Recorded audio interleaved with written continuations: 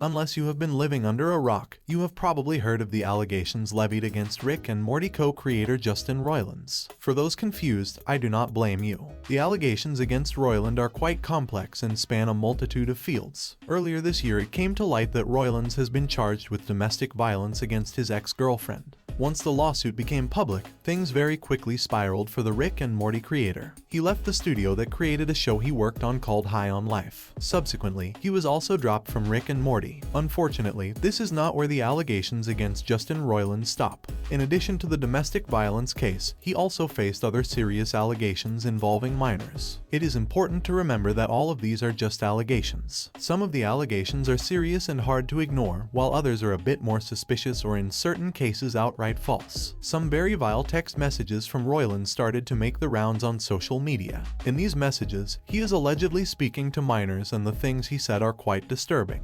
Additionally, there are also multiple sources that allege that he sent really creepy text messages to a female employee asking her to come over to his place late at night. There is one case where a person on social media also shared alleged text messages between herself and Justin. In it, the conversation did turn sexual quite fast. The woman presented herself as underage only to later clarify that she was not. She defended herself by saying while she was not underage, she looked it.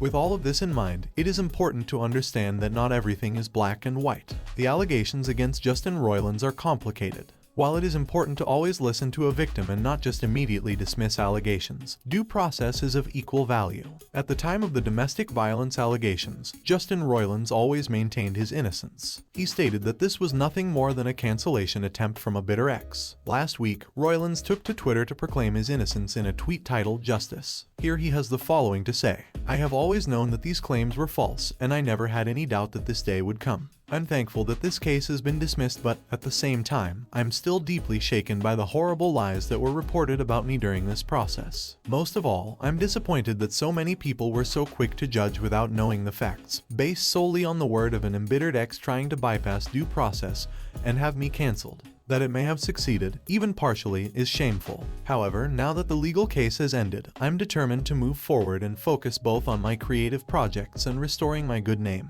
As for the prosecution's office, they state that there was a lack of sufficient evidence to prove the case beyond reasonable doubt as a result of additional information that came to light in the investigation. With all of this, there is of course still the matter of the text messages with alleged minors. As of right now, Roiland have not yet adequately addressed any of these claims. With Justin Roiland found innocent on the 2 counts of domestic violence, public reaction is quite mixed. This obviously is to be expected. In the eyes of some, you will never be cleared no matter what you do. They don't hate you for what you did, they hate you for who you are. This means that any allegation, false or not, serves as nothing more than just a tool to hit you over the head. On Twitter, this is especially true. This is also why Twitter allegations are so hard to fight against. In the case of Justin Roiland, it is a bit more complicated. There are serious allegations against him.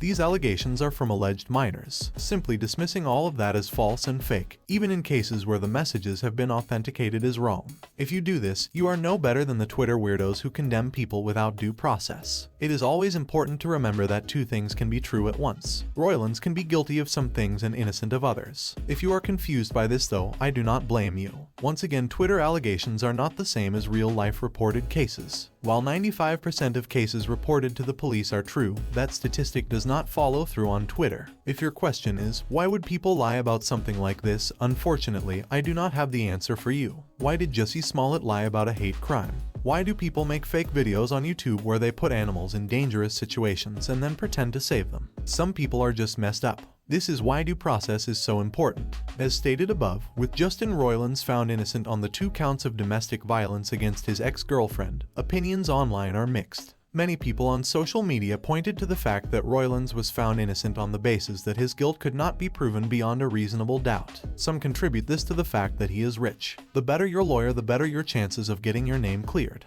With this current system in place, innocent people get charged and prosecuted all the time. At the same time, guilty people oftentimes walk free. As much as this is true, unfortunately, it is not a fair criticism, especially against a public figure. This means that no matter what you do, you will always be guilty by some. It means that if an allegation is levied against you, your career is over. Even if you go to court and clear your name, you are still guilty. That is not really a standard that I want to live by, and I do not think anyone else does either. However, some people have also pointed out a few very valid concerns about Roiland's innocent claims. Although he was cleared of the domestic violence charges, it does not excuse the bad text messages. The messages with alleged minors is hard to ignore. If Roiland does not adequately address this, he will never truly clear his name. As pointed out earlier, it is easy to simply just dismiss all these messages as fake. The truth of the matter is, though, in cases where messages are authenticated, he needs to address them. Right now, he is choosing to simply ignore it. That might not be the best strategy. With Justin Roiland out at Adult Swim, many are wondering what will happen to Rick and Morty. Adult Swim announced that they renewed the show for 70 more episodes as part of a long-term deal they have with the creators. Although Justin Roiland is no longer part of the team, Dan Harmon is determined to continue with the show.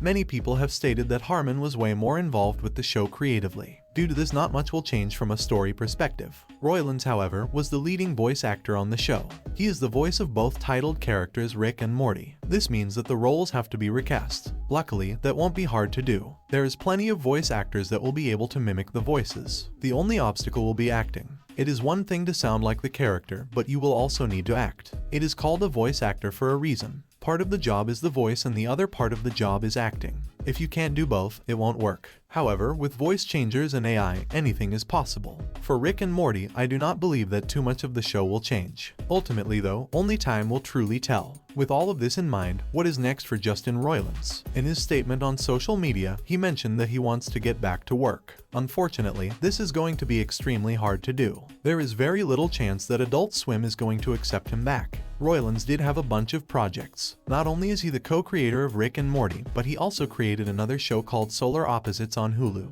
In addition to this, he also founded 2 studios. An animation studio called Justin Roiland's Solo Vanity Card Production and a game studio called Squanch Games. This studio actually released a highly successful game in 2022 titled High on Life. In fact, it is currently #1 on Xbox Game Pass. It is worth pointing out though that Roiland resigned from both studios. As established, although he now wants to get back to work, it is going to be extremely difficult. Even if he starts all over again and creates a new studio or show, you still need a network that will be willing to buy it. With all the bad press surrounding his name, it is going to be almost impossible to do. In today's online climate, it is a bit easier to do than back in the day, but still difficult nonetheless. You have a couple of online streaming services dominating the space. If they don't want you, it will be hard to go out on your own.